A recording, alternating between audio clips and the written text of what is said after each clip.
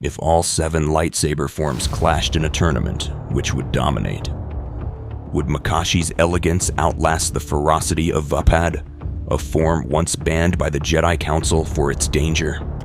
Could the defensive genius of Soresu hold off Ataru's relentless aggression?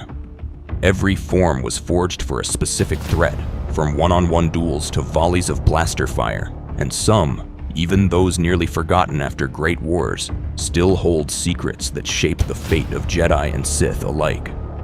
In this video, we'll pit defense against offense, single foes against hordes, and explore why mastery of these forms sometimes comes at a cost.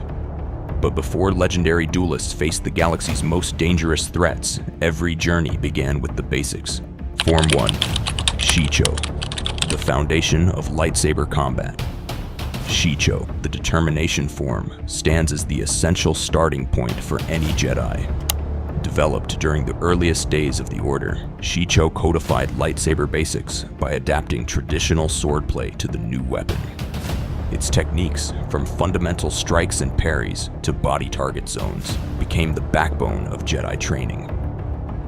Practice drills called velocities helped younglings internalize these movements, ensuring that every Jedi could defend themselves, regardless of experience.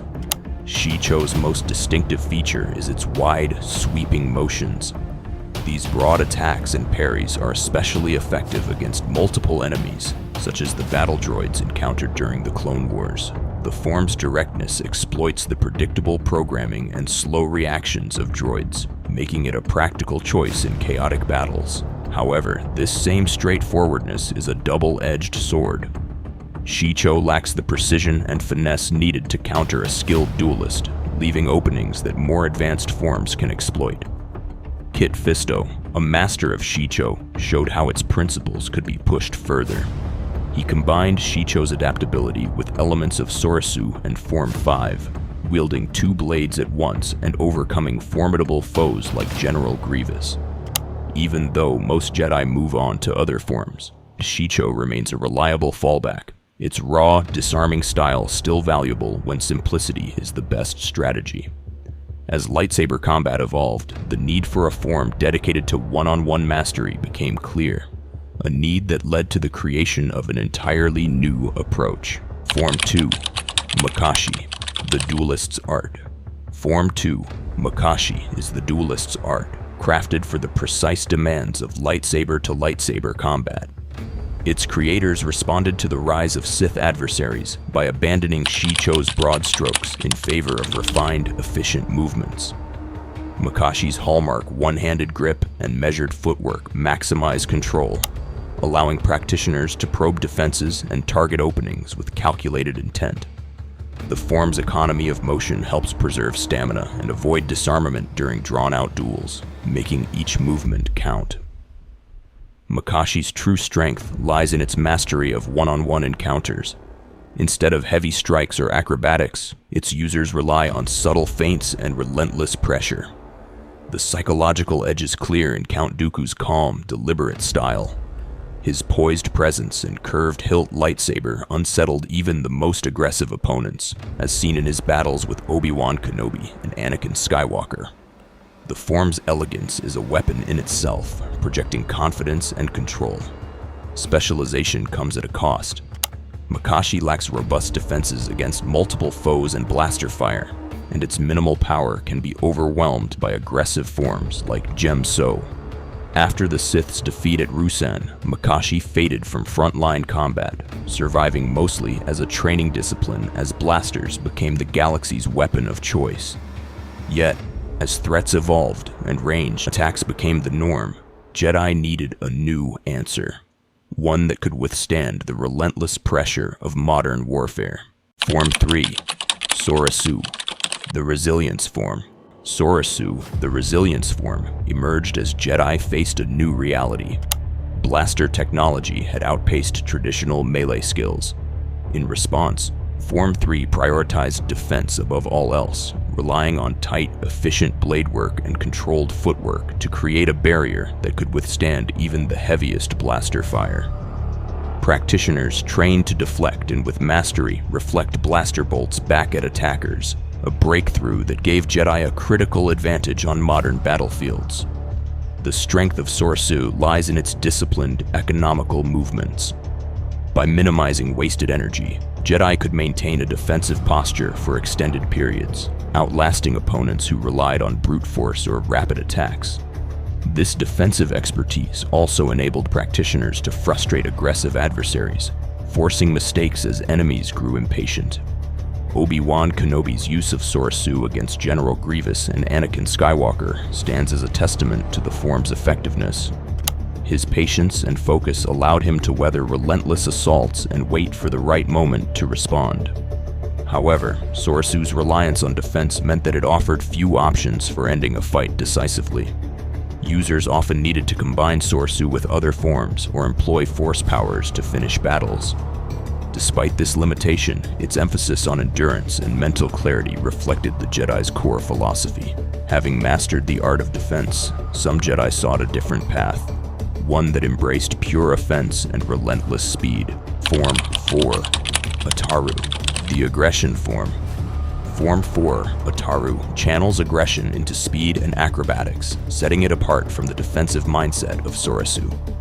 Developed for situations where swift, decisive victories were essential, Ataru emphasizes ending a fight before fatigue or counterattacks can take hold. Practitioners use the Force to enhance their agility, enabling rapid strikes, spinning leaps, and attacks from unpredictable angles. These Force-augmented maneuvers, flips, somersaults, and mid-air strikes, allow Jedi to close distance, evade danger, or strike opponents in positions others cannot reach. Ataru excels in open spaces and against single adversaries. Its relentless offense can overwhelm even skilled duelists, especially when the practitioner harnesses vertical movement and attacks from unexpected directions. Grand Master Yoda's mastery of Ataru is a prime example. He leveraged the form to overcome both droid hordes and powerful opponents like Count Dooku and Darth Sidious, turning his small stature into an advantage through force-driven acrobatics. Qui-Gon Jinn also demonstrated Ataru's ability to pressure foes with a fast, aggressive style. However, Ataru's strengths are balanced by clear limitations. The form's constant movement consumes energy quickly, and its reliance on the Force leaves practitioners vulnerable in prolonged battles. Confined environments or situations with multiple attackers expose Ataru's weaknesses, forcing masters to adapt with more defensive forms like Soresu or even Vaapad, especially in droid-filled trenches. The need for swift resolution is both Ataru's greatest asset and its primary risk. As Jedi and Sith continued to refine their combat strategies, the search for a style that could combine strong defense with decisive offensive power led to the development of a new approach. Form 5. Shien and Gemso, the Power Form. Form 5, known as the Power Form, introduced a new philosophy to lightsaber combat by merging resilience with forceful counterattacks. Shien, the first variant, emerged as Jedi faced the dominance of blasters on the battlefield. It specialized in deflecting and redirecting blaster bolts back at attackers, making it a practical answer to ranged threats. Over time, Gemso developed to address the demands of lightsaber duels, focusing on solid blocks and quick ripostes that allowed practitioners to absorb attacks and respond with immediate, powerful strikes. Both Shien and Gemso required Jedi to shift fluidly between defense and offense, adapting to the situation at hand. Many practitioners combined techniques from both variants to prepare for any scenario, whether facing a barrage of blaster fire or a determined duelist. Anakin Skywalker's use of Gemso demonstrated how raw power and relentless counterattacks could dominate opponents, though the form's emphasis on aggression brought him dangerously close to the dark side. In contrast, Ahsoka Tano's mastery of shien, especially with her distinctive reverse grip, highlighted the adaptability and versatility of Form 5, allowing her to control the flow of battle against both ranged and melee threats. Form 5's approach offered a powerful blend of defense and offense, but its aggressive nature demanded careful balance. Not every Jedi sought mastery through overwhelming force. Some began to look for a path that prioritized adaptability and moderation over specialization. Form 6. Niman. The balanced path. Niman became the most widely practiced form among Jedi during the Clone Wars, earning its reputation as the diplomat's form. Rather than focusing on a single strength, Niman synthesized elements from all previous lightsaber forms, aiming for versatility and balance. This approach allowed Jedi to fulfill their roles as peacekeepers and negotiators, not just warriors, without devoting excessive time to martial training. Niman's design prioritized adaptability.